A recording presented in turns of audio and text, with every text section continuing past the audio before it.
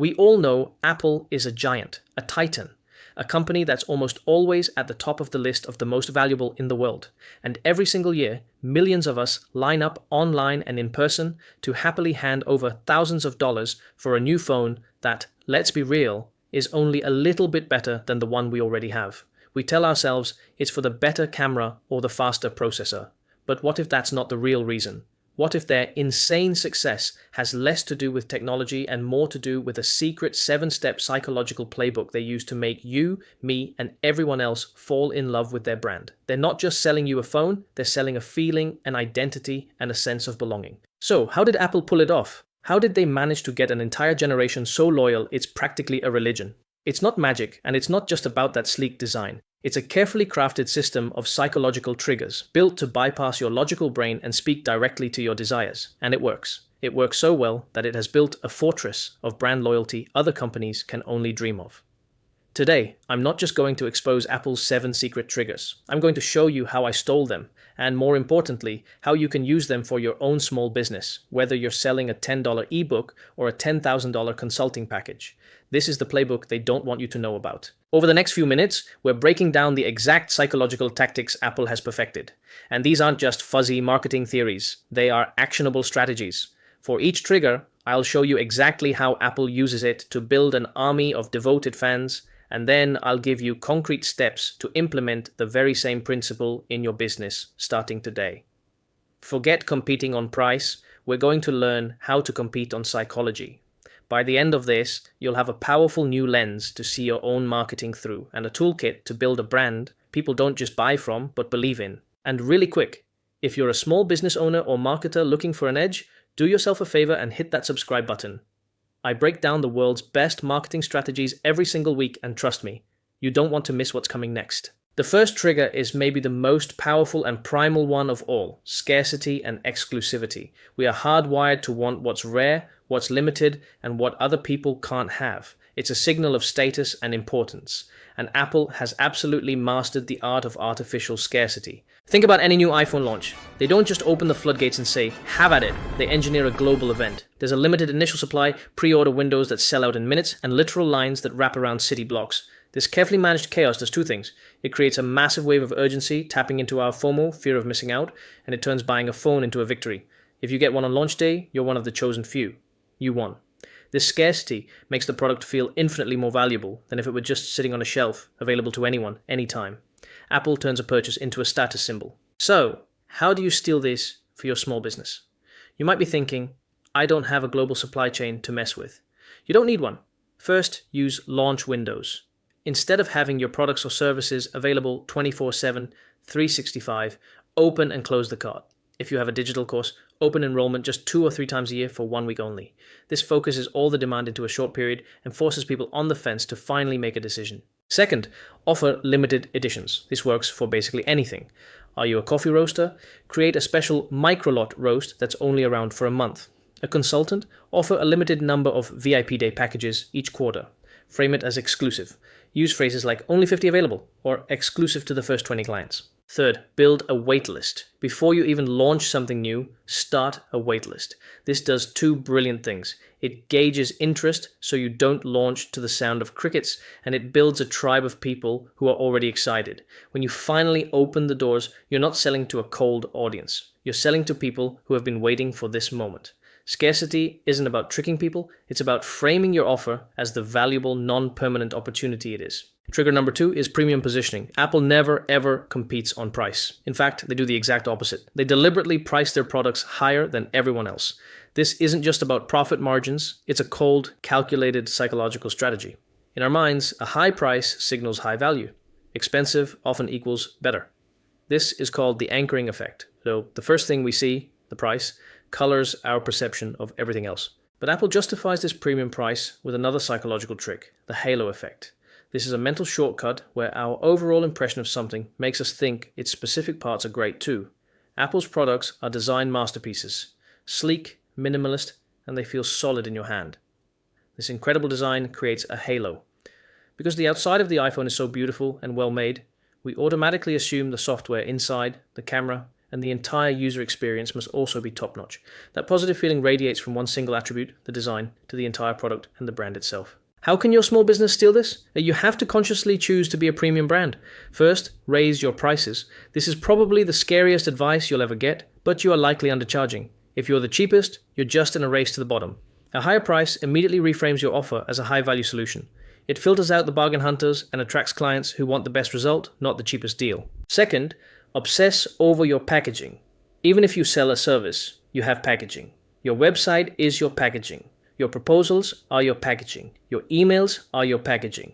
Is your website design clean and professional? Is your branding consistent and beautiful? For physical products, this is literal. Investing in better boxes and an unboxing experience makes the product inside feel more valuable. A candle maker selling a $15 candle in a cheap jar has a product, but someone selling that same candle for $50 in a heavy, beautifully designed box has an experience. Third, create a premium tier.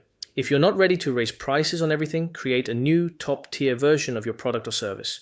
Offer a platinum package, a concierge service, or a director's cut. Not only does this create a new revenue stream, but the mere existence of this high-ticket offer pulls up the perceived value of all your other offers. Stop selling products, start selling status and a superior experience. The third trigger is the real masterstroke of Apple's long game, ecosystem lock-in. Ever wonder why iMessage texts are blue when you text another iPhone, but green when you text an Android user? That's not an accident. It's a subtle, constant visual cue that separates us from them. It's a tiny psychological jab that makes leaving the Apple ecosystem feel like a social downgrade. This is the heart of their lock-in strategy. It's not about one product, it's a seamless web of interconnected hardware and software. iPhone, Mac, iPad, Apple Watch, AirPods, iCloud. Every Apple product you buy makes the next one more valuable and makes leaving the ecosystem more painful. Your AirPods connect instantly. You copy text on your Mac and paste it on your iPad. It all just works. This creates huge switching costs. The pain of leaving isn't just about money, it's the pain of losing all that convenience you've gotten used to. It creates a powerful habit loop that keeps you coming back. Stealing this for your business is all about creating your own micro ecosystem. First, design complementary products. If you're a fitness coach selling workout plans, what's the next problem your client has? Probably nutrition. So you create a nutrition guide, then a recipe book, then a private community for accountability. Each product should solve the customer's next problem, creating a journey, not just a single purchase. Second, build a community. A private Facebook group, a Slack channel, or a membership forum can be the iMessage of your business. It's a place where your customers can connect, get exclusive content, and feel like they belong. This turns your business from a faceless company into a tribe. Now, leaving your brand doesn't just mean giving up a product. It means leaving the community. Third, create a loyalty program. This is the simplest form of an ecosystem. A coffee shop can offer a buy 9, get the 10th free card. A subscription box does this automatically. A consultant can offer a monthly retainer for ongoing support. The goal is to create a structure that rewards repeat business and makes it a no-brainer for customers to stick with you. You're not trying to trap customers, you're trying to provide so much integrated value that leaving would feel like a real loss. The fourth trigger is a beautifully counterintuitive idea, the paradox of choice. A famous study found that when a store offered 24 types of jam, only 3% of people bought one. But when they cut the selection down to just 6 types, 30% of people bought jam. The lesson? More choice isn't better. Too many options lead to anxiety, confusion, and decision fatigue, which usually means no decision gets made at all. Apple is the undisputed master of this. When you go to buy an iPhone, you don't see 50 models, you see a couple of models, a few colors, and a few storage options. That's it. They've simplified the decision-making process so much that it's almost effortless. This simplicity is in everything they do, from their famously clean website to their product design. The original iPhone had one button. This minimalist vibe isn't just a style, it's a psychological statement. It communicates clarity, sophistication, and confidence. In a world cluttered with noise, Apple offers a sanctuary of simplicity. Here's how your small business can use the power of less. First, simplify your offers. Look at your list of products or services right now. Could you cut it in half? It's a terrifying thought, I know, but you probably have a few core offers that generate 80% of your revenue. What if you cut everything else and focused all your energy on those winners? Instead of offering 10 different consulting packages, offer 3 clear tiers. Good, better, best. Guide your customer to the right choice instead of overwhelming them. Second, simplify your marketing. Look at Apple's website. It's full of white space. It has one clear headline, a gorgeous product shot, and 2 buttons. Learn more or buy. They don't scream at you with pop-ups and flashy banners. Now audit your own site. Is it crystal clear what a visitor should do in 3 seconds? If not, it's too complicated. Use simple language, kill the jargon, and focus on the benefits, not just the features. Third, simplify the path to purchase. How many clicks does it take to buy from you? Can you reduce the number of fields in your checkout form? Can you add one-click payment options? Every extra step, every bit of friction is a chance for your customer to second-guess their decision and walk away. Make buying from you feel as easy and seamless as an Apple checkout. All right, we're more than halfway through, and hopefully your gears are already turning. If you're finding this breakdown valuable and you're serious about growing your business, I've got a couple of things for you. If you love deep dives like this, you should check out my other videos breaking down the marketing playbooks of giants like Nike, Tesla, Patagonia, and more. I'll link to those in the description as well. They're the perfect next watch after this one. The fifth trigger is what separates good marketing from legendary marketing: emotional storytelling. Apple almost never talks about megabytes or processor speeds in its ads. Why? Because facts and figures talk to our logical brain, but emotions drive our decisions. Apple doesn't sell technology. They sell what you can do with that technology. They sell creativity, connection, and aspiration. Remember the iconic shot on iPhone campaign? They didn't show you the camera. They showed you the breathtaking photos and heartfelt videos that real people like you, captured with it. The campaign wasn't about the phone. It was a story about human experience told through the lens of their product. They sell a story that says, our products are for creative, successful, interesting people. So when you buy an Apple product, you're not just buying a device. You're buying into that identity. You're buying a ticket to be part of that story. You're aligning yourself with the values the brand represents: innovation, creativity, and thinking differently. To steal this, you have to stop selling the what and start selling the why. First, sell the transformation, not the features. Nobody buys a drill because they want a drill. They buy it because they want a hole in the wall. A gym owner isn't selling access to weights. They're selling confidence and health. A financial advisor isn't selling stocks and bonds. They're selling peace of mind and the dream of retirement. Map out what your customer's life looks like before your product and what it looks like after. That after state, that's what you're really selling. Second, make customer stories and testimonials your number one marketing tool. Your best salespeople are your happy customers. But don't just get a quote, get a story. Ask them, what problem were you struggling with before you found us? And what is your life like now? Turn those stories into case studies, video testimonials, and social media posts. Social proof is powerful, but social proof wrapped in a relatable story is unstoppable. Third, define what your brand stands for beyond the product. Are you about sustainability, community, innovation, disruption? This is your brand soul. Weave this belief system into your content, your About Us page, and your social media. People don't just want to buy things. They want to buy into things they believe in. Give them a mission they can join. The sixth trigger is all about building massive hype. Product launch theater. Apple doesn't just release products. They stage highly orchestrated blockbuster events. The intense secrecy leading up to it. The carefully controlled leaks. The massive media invites. The iconic black turtleneck. The perfectly rehearsed keynote. And of course, the legendary one more thing moment. This isn't a press conference. It's theater. It's designed to make a product launch feel like a cultural moment, an event you can't miss. All this anticipation creates enormous emotional investment from the audience. By the time the product is actually available, a huge chunk of the market has already decided to buy it, sight unseen. They're not just buying a product, they're buying the grand finale of a story they've been following for months. You don't need $1 billion auditorium to create your own launch theater.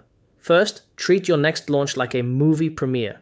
Create a launch calendar. Start teasing it weeks or even months ahead of time. Use coming soon posts on social media. Share behind-the-scenes peeks of you creating it. Run a countdown. Make your audience feel like they're part of the journey and build that anticipation brick by brick. Second, host a launch event. It doesn't have to be in person. A YouTube Live, an Instagram Live, or a webinar can be your keynote stage. Instead of just quietly making a product live on your site, do a live reveal. Demo the product, walk through why it's amazing, and tell the story behind why you made it. A live event creates a focal point of energy and urgency that a simple email could never match. Third, orchestrate your post-launch buzz. The event is just the beginning. Have a series of emails, social posts, and customer testimonials ready to go for the days and weeks that follow. Create a feeling of momentum. Showcase new customers getting the product, share their initial reactions, and keep the conversation going. You want to make people feel like they're missing out on a movement if they don't join in. The final trigger is the glue that holds the entire Apple universe together. Social proof and tribal identity. We are social creatures. We look to others to figure out how to act, what to like, and what to buy. Apple has weaponized this better than anyone. From the very beginning, with their 1984 Super Bowl ad, Apple positioned themselves as the brand for the rebels, the creatives, the misfits who think different. It was PC versus Mac. You weren't just choosing a computer, you were choosing a side. You were defining who you are. This created a powerful tribe. Owning an Apple product became a statement about your values. That white Apple logo on the back of a laptop is a status symbol, a badge that says you belong to the creative class. This community of advocates becomes their most powerful marketing engine, spreading the word far more effectively than any ad ever could. Here's your final set of stolen tactics to build your own tribe. First, actively showcase your customers. Create a campaign around user-generated content. If you sell clothes, create a unique hashtag and feature customers in your feed. If you're a business coach, celebrate your clients' wins publicly. When you put your customers in the spotlight, you make them feel seen and valued, and you provide powerful social proof to everyone else. Second, leverage authority endorsements. You don't need to hire a Kardashian. Find respected experts or micro-influencers in your niche and get your product into their hands. A single authentic shout-out from a trusted voice can be more powerful than 100 ads. Even just featuring testimonials from people with relevant, impressive job titles can dramatically increase trust. Third, be polarizing. This is the bravest move, but it's the fastest way to build a real tribe. A tribe is defined not just by who's in it, but by who is not. Don't be afraid to have a strong opinion. Don't be afraid to say, we believe X, and we are for the people who also believe X. If you try to be for everyone, you end up being for no one.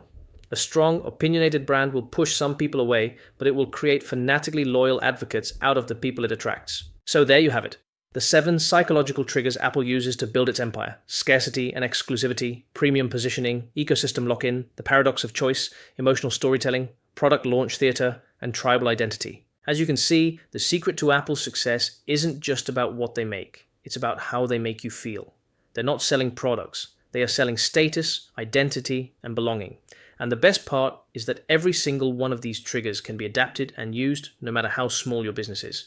This isn't about having $1 billion marketing budget. It's about understanding people. The big takeaway here is this: stop selling products and start selling stories. Stop competing on features and start competing on feelings. So the question I have for you is, which of these 7 triggers are you going to implement in your business first? Let me know in the comments below. I read every single one, and I'd love to hear your plan. And if you want to see another breakdown just like this, I have a video right here where I dissect Tesla's $0 ad marketing machine. It's the perfect next step. Thanks for watching. Hit that subscribe button if you haven't already, and go build a brand that matters. While car companies like General Motors and Ford spend billions on advertising every single year, Tesla famously spent almost nothing for over a decade. In 2023 alone, GM spent a whopping $3.6 billion, and Ford wasn't far behind at $2.5 billion. In that same year, Tesla pulled in over $96 billion in total revenue, a figure bigger than the entire GDP of some countries. How on earth is that possible? How does a company conquer one of the most competitive industries on the planet without blanketing the world with ads? Well, it's not magic. It's a powerful 5-step marketing playbook that let them not just play the game, but completely rewrite the rules. This strategy has been so effective that even though they've recently started experimenting with small ad buys, their spending is a rounding error compared to their rivals. For every dollar of revenue, GM spends about 2 cents on marketing. Tesla spends a fraction of a cent. And in this video, we're pulling back the curtain on that entire playbook. We're going to break down the 5 marketing secrets Tesla used to build an empire and, more importantly, show you how you can start applying these same strategies to your own business, no matter what you sell. Secret number 1. The CEO as the megaphone. The Elon Musk effect. The first, and maybe the most powerful secret in Tesla's playbook, is turning the CEO's personal brand into a weapon. Let's be honest. Corporate press releases are sterile, boring, and nobody trusts them. But a person? A person can be authentic, controversial, and completely captivating. Elon Musk is Tesla's marketing department. With over 180 million followers on X, he's one of the most followed people on the platform, giving him a media empire that dwarfs most news networks. Every tweet, every provocative post, every bold prediction generates millions of dollars in free publicity, keeping Tesla in the headlines 24/7. A single post about the Cybertruck can create more buzz than a multi-million-dollar Super Bowl ad. This all taps into the psychology of authority and authenticity. We are just wired to connect with people more than faceless companies. Musk's direct, unfiltered, and often chaotic style makes the brand feel human and accessible even when it's polarizing. So, how can you apply this? You don't need 180 million followers. You just need to be human. Make your founder the face of your brand. Start posting on LinkedIn or X, not as a faceless corporation, but as a real person. Share your origin story, the wins, the losses, and the lessons. Post behind-the-scenes content of your team. Share what you actually think about your industry. In a world of polished corporate speak, being a real person with a real mission is a superpower. That authenticity builds a kind of trust that no ad can ever buy. Secret number 2, turning the product itself into a viral story. Traditional car companies design a car, then throw it over the wall to an ad agency and say, "Your problem now, figure out how to sell it." Tesla does the complete opposite. They build the marketing into the product. Instead of funneling billions to ad agencies, they pour it into R&D to create features so wild and remarkable that they become their own headlines. Think about it. When's the last time a news story broke about the door handles on a Toyota? Exactly. But Tesla's auto-presenting door handles that glide out to meet you? That's a story. Features like ludicrous mode, which delivers whiplash-inducing acceleration, aren't just engineering feats, they're marketing gold. The infamous fart mode Easter egg, as silly as it is, spawned thousands of articles and YouTube videos, creating millions in free press. And the ability to upgrade your car's performance overnight with a software update, that doesn't just improve the car, it shatters the entire automotive business model. This strategy triggers 2 powerful psychological drivers: novelty and surprise. Our brains are designed to fixate on things that are new and unexpected. Tesla constantly delivers these moments, turning its owners into an army of storytellers. The car itself becomes the conversation. For your business, this means finding your one "you will not believe this" feature. Don't aim to be 10% better in 10 different ways. Be 10 times better in one thing that your customers can't stop talking about. What's the one feature you can build that's so unique or so unexpectedly delightful that your customers become your marketers? That's your home run. Engineer your product to be its own advertisement. Secret number 3. Building an unpaid army with customer referrals. What's more powerful than a slick advertisement? A real recommendation from a friend you actually trust. Tesla figured this out early and built one of the most legendary referral programs in recent history. The concept was brilliant in its simplicity. When a Tesla owner referred a friend who bought a car, they both got a reward. And these weren't just lame 10% off coupons. The rewards were things money often couldn't buy. Free supercharging miles, exclusive invites to launch parties, special edition wheels, and even the chance to win a free next-gen roadster. This masterfully turned their most passionate customers into a dedicated, unpaid sales force. While hard numbers are scarce, the program was a significant driver of sales at its peak, all while cultivating a powerful sense of community and insider status. It gamified the buying process, making customers feel like brand advocates, not just consumers. The psychology here is driven by reciprocity and social proof. When you give someone a valuable, exclusive reward, they feel a natural pull to give back, in this case, with their loyalty and their voice. And when new buyers see thousands of owners evangelizing the product, it serves as powerful social proof that they're making a smart choice. So, how do you use this? You don't need to give away sports cars, just create a dead simple referral program. Offer your existing customers a meaningful reward for bringing in someone new. It could be a discount, early access to new products, or exclusive content. The key is to make your biggest fans feel like valued insiders. Empower your happiest customers to tell your story, and they'll become the most believable marketing channel you could ever ask for. We've just covered 3 of Tesla's most potent secrets that you can start using today. We have 2 more to go, including the one that really ties the whole strategy together. If you're getting value from this breakdown and want more deep dives into the playbooks of the world's most innovative companies, do me a favor and hit that subscribe button. It's free, and it means you won't miss out on the strategies that can help grow your business. 4. Selling a mission, not just a machine. Here's a famous marketing truth. People don't buy what you do, they buy why you do it. While other car companies were selling horsepower and leather seats, Tesla was selling a mission: to accelerate the world's transition to sustainable energy. That's a purpose that goes way beyond the car itself. Buying a Tesla wasn't just getting a new vehicle, it was joining a movement. It was being part of a solution to a global problem. This mission is baked into everything they do. Elon Musk's decision to open source all of Tesla's patents wasn't just a generous move, it was a brilliant marketing play that proved their commitment to the mission over short-term profits.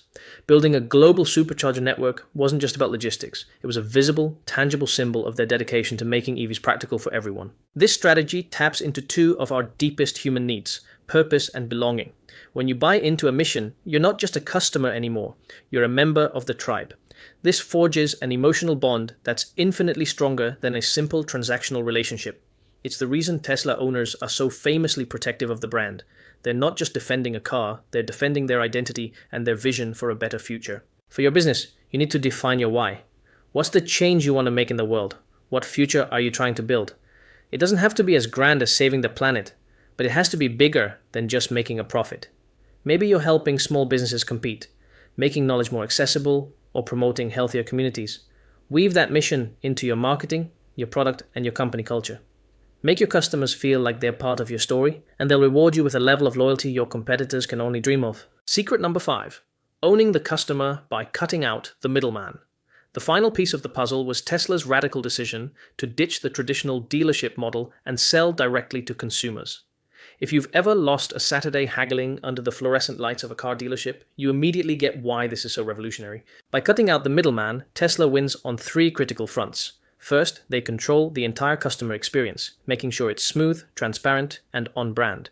No pushy salespeople, no hidden fees. Second, they get all the customer data directly, helping them understand their buyers and build a real long-term relationship. Third, they save an estimated $2,000 to $3,000 per vehicle by eliminating the dealership markup. Savings they can either reinvest in R&D or pass on to you. Of course, this hasn't been without a fight, as many states have laws that limit or ban direct auto sales, forcing Tesla to find creative workarounds or operate with restrictions. But the principle remains powerful. The psychology here is all about convenience and transparency. In a world where we can order anything with one click, Tesla brought that same frictionless experience to one of the biggest purchases you can make. That radical simplicity builds massive trust. The takeaway for your business is to own your customer relationship. Even if you sell through retailers, create at least one direct channel to talk to and sell to your audience. It could be an email list, a private community, or a simple e-commerce site. The less friction and fewer middlemen between you and your customer, the more control you have over your brand, your data, and your destiny. So, let's put it all together. Tesla's 5-step playbook is: turn the CEO into a megaphone. Use a personal, authentic brand to generate endless free publicity. Make the product the marketing. Build features so remarkable people can't stop talking about them. Build an unpaid army. Turn your best customers into advocates with a killer referral program. Sell a mission, not a machine. Create a tribe of loyal fans by rallying them around a purpose. Own the customer, cut out the middlemen to control the experience, and build a direct relationship. Tesla proves you don't need a 9-figure ad budget to build a world-changing brand. While their rivals were busy writing checks to ad agencies, Tesla was obsessing over their product, their mission, and their customers. They showed that smart strategy and the courage to be different are far more powerful than any ad campaign. And even as Tesla cautiously starts to dabble with ads, this core playbook remains the unshakable foundation of their dominance. The real question is, how will you apply this? Which of these 5 strategies could you start using in your business this week? Let me know down in the comments. I read every single one, and I'm genuinely curious to hear your ideas. And if you enjoyed this breakdown, make sure you're subscribed, because in our next video, we're going to reveal how the clothing brand Patagonia built a cult-like following by famously telling its customers not to buy its products. You're not going to want to miss that one. Let's start with something that almost doesn't sound real. Airbnb is worth more than $75 billion. They generate over $8 billion in revenue. They have more than 7 million places listed around the world across more than 220 countries and regions. And they do all of that without owning a single property. Not one. Most people look at Airbnb and assume they won because they were early, or because they were trendy, or because travel was exploding. But none of that explains how strangers go from total skepticism to happily staying in someone else's home. Here's the truth most people overlook. Airbnb did not scale because of design or advertising. They scaled because they engineered trust. Layer by layer, system by system, decision by decision. And today, I'm breaking down the 7 trust frameworks that helped them build a business that reshaped travel forever. More importantly, I'll show you exactly how each of these frameworks can be applied to your own business, whether you run an agency, a coaching program, an e-commerce brand, a SaaS product, or even a local service business. If you want to increase conversions, attract better customers, and build a brand people come back to, this might be the most valuable video you watch this month. Let's dive in. Framework 1. Verified identity. Back in 2008, Airbnb had a brutal problem. People simply didn't trust each other. They were scared of getting scammed. They were scared of strangers. They were scared of the unknown. Buying something on Craigslist already felt risky, so sleeping in a stranger's home felt insane. To solve that, Airbnb created one of the most powerful trust systems online, a multi-layer identity verification process that included government IDs, face matching, real phone numbers, email verification, and optional social media checks. On top of that, there were fraud detection tools constantly running behind the scenes. Here's the interesting part. A single verification method doesn't make people feel safe, but when you stack several signals together, something changes in your mind. You start to feel like the system has done the homework for you. You feel protected. You feel like you know who you're dealing with. 90% of people complete the verification process, and cases involving identity fraud are extremely rare. Now let me bring this into your world. Imagine you are a marketing agency. Instead of just having a contact form, your website shows a clear founder introduction video, a team page with real faces, client logos you've worked with, certifications, and a few behind-the-scenes clips of how you operate. That instantly removes a huge chunk of doubt. If you run an e-commerce brand, imagine showing real product photos, warranty badges, and a clear returns policy instead of relying on generic images. If you're a coach, imagine showing proof of credentials, transparent refund terms, and a simple welcome video explaining who you are and what you stand for. People trust what they can see, and stacking trust signals is one of the easiest ways to increase conversions within a few days. Framework 2. Two-way reviews. Let's talk about reviews, because Airbnb did something that changed the entire game. Most platforms only allow customers to review sellers. Airbnb made it a two-way street. Hosts review guests, guests review hosts. Then they took it one step further. Neither person can see the other's review until both have submitted. This prevented revenge reviews and protected honest feedback. It sounds small, but it completely changed the behavior of millions of people. Because when you know you'll be reviewed, you act better, you communicate better, you clean better, you show up differently. And when both sides know they're being evaluated, you get accountability at scale. That's why 70% of stays on Airbnb end up with a review. That's an insane number compared to the rest of the internet. Hosts with strong reviews earn more money per stay. Guests with strong reviews get accepted faster. Reputation becomes portable. You carry it with you wherever you go. So how do you apply this idea to your business? Imagine you run an agency. Instead of you reviewing clients privately, you create a short end of project evaluation where both sides rate communication, clarity, and responsiveness. And you show that system publicly on your website to demonstrate transparency. Imagine you teach a course. At the end of each module, students leave feedback about the lesson, and you leave personalized notes thanking them for their effort or reminding them of upcoming tasks. This increases engagement dramatically. If you run a local service business like house cleaning, plumbing, or landscaping, you send customers a simple rating link as soon as the work is done, and you ask them to upload a photo of the finished job. That instantly boosts trust for the next buyer. Framework 3. Host guarantee. In 2011, something happened that could have killed Airbnb. A host's home was completely destroyed during a stay. The news spread fast, and suddenly people were worried that hosting strangers could ruin their lives. Instead of downplaying it, Airbnb responded with something massive. They introduced the Host Guarantee program that covered damages up to $3 million. It was bold, it was expensive, and it instantly told the world that Airbnb takes responsibility seriously. Here's the psychology behind it. People fear loss more than they desire gain. If they think the risk is too high, they won't move forward. By eliminating the fear of a catastrophic outcome, Airbnb restored confidence. Bookings bounced back by 40% within 3 months. Now think about how this applies to your business. If you run an agency, imagine telling a client that if the first month doesn't show real movement, they don't pay for month 2. That level of confidence can close deals faster. If you run a coaching program, imagine offering a try the first module guarantee where students can explore the content and get a refund if it's not a fit. If you run an online store, imagine offering a 90-day return window with no complicated rules. If you provide a local service, imagine saying that if the customer isn't happy with the work, you fix it again for free. Guarantees aren't a sign of weakness. They're a sign that you believe in your product so strongly that you're willing to take away the risk for the customer. Airbnb proved this dramatically when properties offering full protections saw an immediate rise in bookings. Framework 4. Secure payment escrow. Money is emotional. When people feel unsafe with payments, they hesitate. Airbnb solved this with a simple idea. When a guest books a stay, Airbnb collects the money but does not release it to the host until 24 hours after check-in. This protects the guest from scams and protects the host from no-shows or fake reservations. This positioned Airbnb as the trusted intermediary, a neutral party holding the funds until both sides are satisfied. It lowered disputes to almost nothing. Let's translate this into your world. If you run a service business, imagine splitting payments into milestones. A client pays a deposit to start the project. They pay the next part when they approve the strategy. They pay the final part when the work is delivered. If you freelance, you can use safe payment tools that hold the funds so both sides feel secure. If you run a high-ticket program, you can take a small deposit to hold someone's spot and collect the rest after onboarding. If you run a renovation or local service company, you can use a half-now, half-later model that reduces everyone's stress.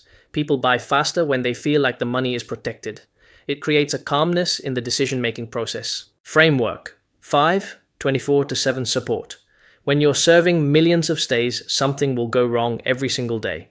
Locks stop working, guests misunderstand instructions, hosts panic over last-minute changes, and if you don't respond fast, you lose trust instantly. Airbnb built a 24/7 support system across more than 60 languages.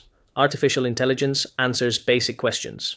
Human agents handle complex or emotional situations, and 90% of issues get resolved within 24 hours. Now here's what you can take from this. Even if you're a one-person operation, you do not need 24/7 staff. You just need clear expectations and smart systems. For example, you can publicly state that all messages will be answered within 2 hours during business hours. You can add a simple chatbot that handles frequently asked questions. You can create a dedicated email for urgent issues. And you can offer priority support to your best customers. When people feel heard quickly, they trust you. And this matters a lot. Airbnb found that hosts who reply within an hour get more than double the number of bookings. Framework 6. Community standards. Trust doesn't just come from adding good people. It also comes from removing the wrong people. Airbnb built clear rules around discrimination, safety, cleanliness, property accuracy, and guest conduct. They use automated tools to detect issues and human teams to make decisions when things get messy. If someone breaks the rules repeatedly, the outcome is predictable. First they receive a warning, then temporary suspension, then a permanent ban. Because of this structure, more than 99% of stays happen without any safety incidents. Now think about your business. If you run an agency, you can create a client code of conduct. It can include things like respecting timelines, avoiding last-minute scope changes, or keeping communication professional. If you run a course, you can set expectations that students participate respectfully, complete certain tasks, or maintain a positive environment. If you run an online store, you can commit to accurate product descriptions, QC checks, and fast shipping so customers know they're safe buying from you. When you define standards, you attract better customers. People actually prefer working with businesses that enforce structure, and they pay more for the consistency. Framework 7. Superhost program. In 2014, Airbnb launched something that became a psychological powerhouse, the Superhost program. It highlights the top 10% of hosts worldwide. To qualify, you need a rating above 4.8, at least 10 stays a year, extremely low cancellation rates, and fast responses. In return, you get a visible badge, better placement in search results, and priority support. And the results were massive. Superhosts earn more money, get more bookings, and build a stronger reputation. Now imagine using this idea in your business. If you run an agency, create a premier client tier. Clients who stay with you longer or hit certain milestones get priority strategy calls, priority support, or early access to new services. If you run a course, imagine having an elite student tier where top performers get featured case studies or extra sessions. If you run an e-commerce brand, imagine building a VIP club where loyal buyers get free shipping, early product drops, or surprise gifts. People love rising through levels. They love earning recognition. They love status. Airbnb simply turned that human desire into a growth engine. Let me summarize the heart of this entire video in simple language. If you want your business to feel trustworthy, you need identity signals. You need real feedback from real customers. You need some kind of guarantee that removes fear. You need a payment system that feels safe. You need clear communication and reasonable response times. You need rules that keep things clean. And you need a way to reward your best customers so they feel proud to be part of your world. You do not need to implement everything at once. Start with the first 2 ideas. After that, pick one more and apply it next month. Within weeks, people will treat your business differently because the experience of working with you will feel safer and more reliable. Airbnb didn't invent the idea of staying in someone else's home. That idea existed long before. What they invented was a system that made millions of strangers trust each other. Their real innovation was trust, not real estate. So here's the question I want you to think about. What is the biggest trust barrier in your industry? And which of these systems can remove it today? If you enjoyed this breakdown and want weekly deep dives on how the world's smartest companies actually grow, make sure you subscribe. And tell me in the comments what the biggest trust issue is in your business. I read every comment personally. In the next video, I'm breaking down a company that used a strategy even crazier than Airbnb's. A strategy that makes 0 sense at first, but becomes genius when you understand how it works. You don't want to miss it. Costco made $242 billion in revenue last year without spending a single dollar on TV commercials, while Walmart spent $2.7 billion on advertising and Target dropped $1.5 billion on marketing campaigns. Costco's advertising budget was literally zero, yet they're the 3rd largest retailer in the world, with 129 million members who pay $65 just for the privilege to shop there. Today, I'm breaking down Costco's membership psychology playbook, the exact 3-step framework they use to turn customers into paying members, and how you can adapt this for your small business for under $200 a month. I'm going to reveal 3 psychological tactics Costco uses. Number 1, the treasure hunt layout that keeps you wandering. Number 2, the $1.50 hot dog that loses them $40 million per year. Number 3, why the membership fee is actually their entire profit model. Let's start with number 1. Secret number 1, the treasure hunt layout. Walk into any Costco and you'll notice something strange. Products are constantly moving. That pallet of electronics you saw last week? Gone. Replaced by outdoor furniture. This isn't poor inventory management, it's intentional psychology. Costco rotates 25% of their products every single week. They call it treasure hunt merchandising. You never know what you'll find, so you have to walk every aisle, every visit. This triggers FOMO, fear of missing out. If you don't buy that discounted KitchenAid mixer today, it might be gone tomorrow. Average Costco shopper spends $114 per visit versus $62 at Walmart. How can you apply this? If you run a subscription box business, rotate 30% of products monthly. If you're a local retailer, create limited time sections that change weekly. The key is artificial scarcity. Make customers feel they'll miss out if they don't act now. Trader Joe's does this with seasonal products. Pumpkin spice items only appear September-November, driving 340% sales increases during that window. Secret number 2. The 40 million loss leader, Costco's food court, loses approximately $40 million every single year. Their famous $1.50 hot dog and soda combo. It's been the same price since 1985. When the CEO suggested raising the price, co-founder Jim Sinegal reportedly said, "If you raise the price of the hot dog, I will kill you." Why would a business intentionally lose money? It's called a loss leader. You lose money on one product to build trust and loyalty on everything else. The $1.50 hot dog creates a perception.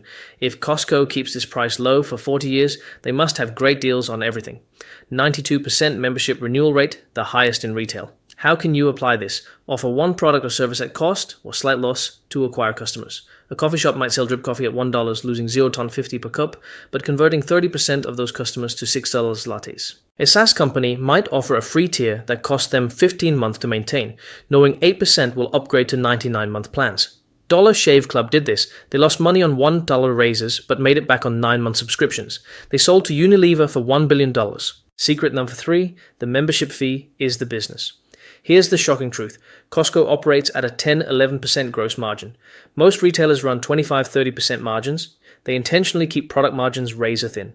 A $200 TV at Best Buy, Costco sells it for $1,050. So how do they make money? The membership fees. In 2023, Costco collected $4.6 billion in membership fees. Their total net income, $6.3 billion. That means 73% of their profit comes from memberships, not product sales. This is called sunk cost fallacy. Once you've paid $65 for membership, you feel obligated to shop there enough to justify that cost. Average member visits 30 times per year, spending $3,420 annually. How can you apply this? Create a membership or subscription model where the recurring fee covers your profit, allowing you to offer products/services at cost. Examples: a car wash charges 30-month unlimited washes, cost them 12-month per customer in water or supplies. A co-working space charges 200-month membership, costs 80-month in overhead per desk. Amazon Prime charges 139 year and loses money on free shipping. But members spend 2x more. Make the membership valuable enough that customers feel they're getting a deal, even though you're making profit on the fee itself. So there's your Costco playbook: treasure hunt scarcity, loss leader trust building, and membership profit model. If you want to see how Tesla built $81 billion with zero advertising using completely different tactics, watch this video next. Subscribe for more billion-dollar playbooks you can steal for your business. Which of these 3 tactics will you try first? Comment below. The world's most famous hot sauce brand has no marketing team, no ad agency, no social media strategy, and they spend exactly $0 on advertising. They don't have TV commercials. They don't have billboards. The founder didn't even trademark the name Sriracha. Yet, Huifeng Foods generates over $150 million a year and has turned a simple chili sauce into a global cult phenomenon. How do you build one of the most recognizable food brands on earth without spending a dime on marketing? Today I'm breaking down the Sriracha anti-marketing playbook, the 3 rules founder David Tran used to beat the biggest food companies in the world using only word of mouth. Next time I reveal the Spanx Hustle playbook, but today I'm revealing number 1, the product obsession that replaced their ad budget. Number 2, the no trademark growth hack that tricked competitors into advertising for them. Number 3, the packaging psychology that turns every bottle into a billboard. Let's start with the product. Secret number 1, the product is the marketing. Most brands start by asking, how do we sell more? David Tran started with, how do I make this so good I can sleep at night?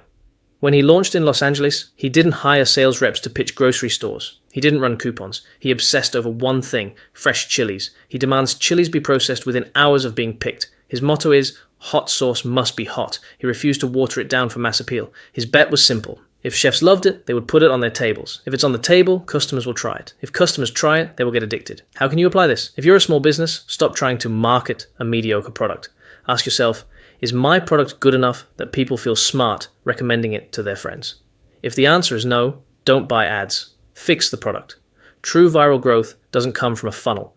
It comes from a product that speaks for itself. Secret number 2, the open source brand. Here is the wildest part of this story. David Tran never trademarked the word Sriracha. He could have tried to own the name and sue everyone. Instead, he let the word go generic. Walk down a grocery aisle today and you'll see Sriracha from Tabasco, Trader Joe's, and Heinz. On paper, this looks like a disaster. In reality, it was free advertising. Every time a competitor released a Sriracha flavor, they taught the American public what Sriracha was. They grew the category. And because Huifeng had the best product, when people tasted the copycats, they inevitably went back to the original rooster sauce. The competitors spent millions educating the market, and David Tran reaped the rewards. How can you apply this? Don't be afraid of competition. Be afraid of obscurity. If you're a coach or creator, don't hoard your secret methods. Share your frameworks. Let people use your terminology. When you own the category in the customer's mind, competitors are just free advertising for the real thing. Secret number 3, the visual hook. Since Sriracha spends 0 on media, their bottle is their media. David Tran designed the bottle to be impossible to ignore.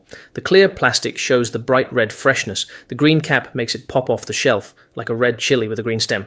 The rooster logo and multi-language text make it feel authentic and foreign in a cool way. It is distinct. You can recognize a bottle of Sriracha from across a crowded restaurant. That is a free billboard. How can you apply this? Audit your visual brand. If I covered up your logo, would people still know it's you? If you're a YouTuber, do your thumbnails have a distinct style? If you sell coffee, is your bag instantly recognizable on a shelf? Distinctiveness is cheaper than advertising. So that's the Sriracha playbook. Product obsession, the no trademark hack, and distinctive packaging. We've now covered Tesla, Costco, Trader Joe's, Zara, and Sriracha. 5 different industries. One common thread. You don't need ads to build a billion-dollar empire. I've compiled this entire $0 marketing masterclass into a single playlist right here. If you missed any episode, click here to binge the full strategy. And if you want to know how Tesla applied this to cars, click this video next. Trader Joe's generated $16.5 billion in revenue last year without spending a single dollar on advertising. While Whole Foods spent $500 million on marketing and Kroger dropped $1.2 billion on ad campaigns, Trader Joe's advertising budget was literally zero. Yet they have the highest sales per square foot in the grocery industry, $1,750 compared to Walmart's $400. That's 4.4 times more revenue from the same space. Today, I'm breaking down Trader Joe's cult brand Playbook, the exact 3-step framework they use to turn casual shoppers into obsessed fans who drive 30 miles just to buy their products, and how you can adapt this for your small business starting this week. I'm going to reveal 3 psychological tactics Trader Joe's uses. Number 1, the private label strategy that makes 80% of their products exclusive. Number 2, the seasonal scarcity that creates pumpkin spice mania every fall. Number 3, why their Hawaiian shirt employees are actually their best marketing tool. Let's start with number 1. Secret number 1, the private label monopoly. Walk into Trader Joe's and try to find a Coca-Cola. You won't. Try to find Oreos. Not there either. 80% of everything in Trader Joe's is their own private label brand. Compare that to traditional grocery stores where only 15-20% are store brands. This isn't about saving money on branding, it's about creating products customers literally cannot buy anywhere else. Their cookie butter spread, you can only get it at Trader Joe's. Their everything but the bagel seasoning, Trader Joe's exclusive. Their Mandarin orange chicken, nowhere else. This is called product differentiation through exclusivity. When customers can't comparison shop, they can't price shop. And when they love a product, they must come to your store. Trader Joe's customers visit an average of 30 times per year versus Target's 15 visits. How can you apply this? Create products or services that competitors can't replicate. A coffee shop might develop signature drink recipes with proprietary ingredient blends. A clothing boutique might work with local designers for exclusive collections. A software company might build unique features competitors don't offer. The key is making your product irreplaceable, not just better. Glossier did this in beauty. They created Cloud Paint Blush that you can only buy from Glossier. It became their bestseller, driving customers to their site instead of Sephora. Secret number 2, the pumpkin spice phenomenon. Every September, something strange happens at Trader Joe's. Customers line up before stores open. Social media explodes. People buy shopping carts full of the same products. What's happening? Pumpkin season. Trader Joe's releases approximately 50 pumpkin-flavored products every fall. Pumpkin bread, pumpkin ravioli, pumpkin dog treats. But here's the catch. They're only available September through November. When they're gone until next year. This triggers loss aversion, that the fear of missing out is psychologically twice as powerful as the joy of gaining something. Trader Joe's sees 340% sales increases on seasonal items during their limited windows. But it's not just pumpkin. They do this year-round. Speculoos cookies at Christmas, mango products in summer. Each season has exclusive items that disappear. How can you apply this? Create limited-time offerings that rotate seasonally. A restaurant might offer special menu items for 6 to 8 weeks only. An online store might release quarterly collections that don't restock. A service business might offer seasonal packages available only during specific months. Supreme does this with clothing drops, limited quantities released on specific dates, creating lines around the block and instant sellouts. They built a $1 billion brand on artificial scarcity. Make it clear the product is temporary. Trader Joe's puts seasonal stickers on products. That label alone drives urgency. Secret number 3, Hawaiian shirts are marketing. Here's something you might not notice. Every Trader Joe's employee wears a Hawaiian shirt. Not a uniform polo, not a boring vest. Hawaiian shirts. This isn't random, it's strategic brand identity. But the real genius isn't the shirts. It's what those employees are empowered to do.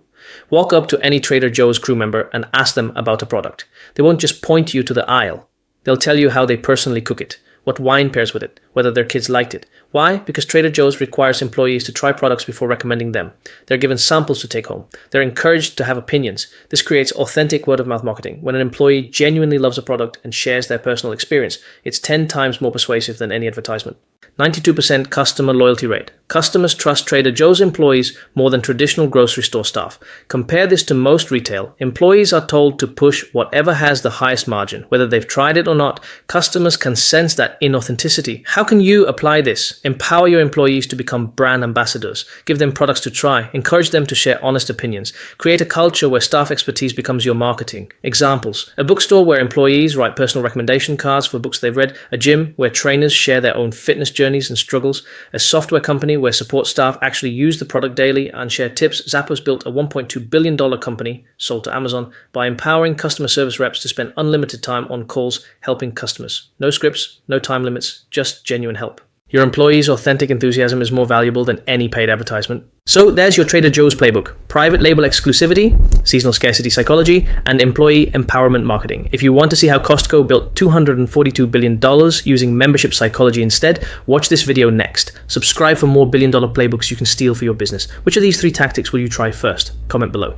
The average fashion brand spends 3% to 4% of their revenue on advertising. H&M spends 4%, The Gap spends nearly 5%. But Zara, they spend just 0.3%. That is virtually zero in the fashion world. Yet, Zara's parent company generated over $38 billion last year, making the founder, Amancio Ortega, one of the richest men on the planet, often wealthier than Bill Gates or Warren Buffett. How does a company become the world's largest fashion retailer while refusing to run TV commercials, billboards, or magazine spreads? Today, I'm breaking down Zara's fast fashion playbook, the 3 unconventional strategies they use to manipulate consumer psychology and dominate the market without traditional marketing. I'm going to reveal, number 1, the Gucci neighbor strategy that replaces billboards.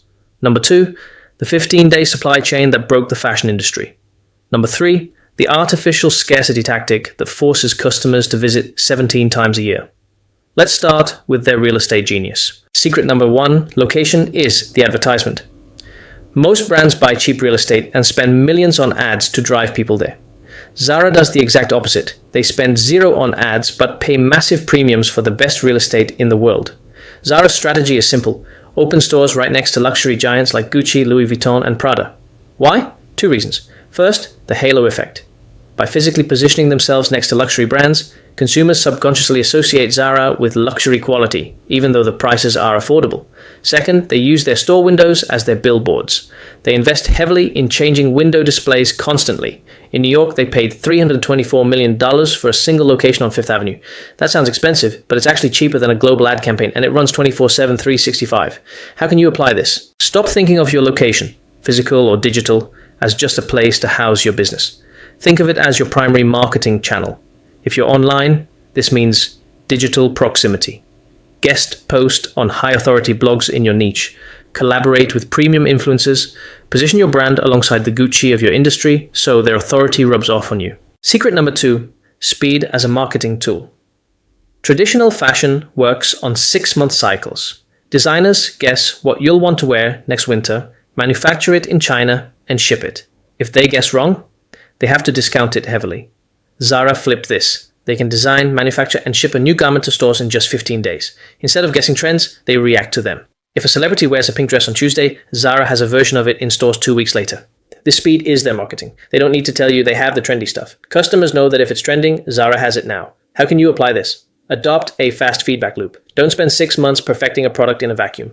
Launch a minimum viable product, MVP, get customer feedback, and iterate immediately. If you're a content creator, spot a trend in your niche this morning and have a video out by tonight. Speed creates relevance. Relevance drives sales. Secret number 3, the scarcity engine. Here is the most brilliant psychological trick Zara plays on you.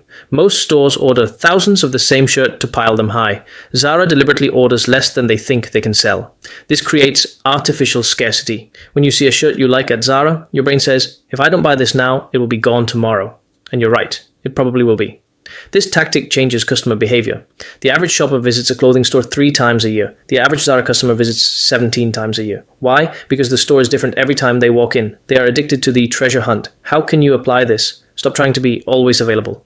Create urgency. If you're a consultant, don't say, I'm open for business. Say, I have 2 spots left for November. If you sell products, do limited batch drops. If you send emails, send one-time offers that actually expire. Train your customers to act now, not later. So that's the Zara playbook. The Gucci neighbor positioning, the 15-day speed loop, and the scarcity engine. Between Costco, Trader Joe's, and Zara, you now have 3 blueprints for building a billion-dollar brand without wasting money on ads. I've put together a playlist of this entire $0 marketing series right here. Click here to binge the whole strategy. And if you want to know how Tesla did this in the car industry, watch this video next.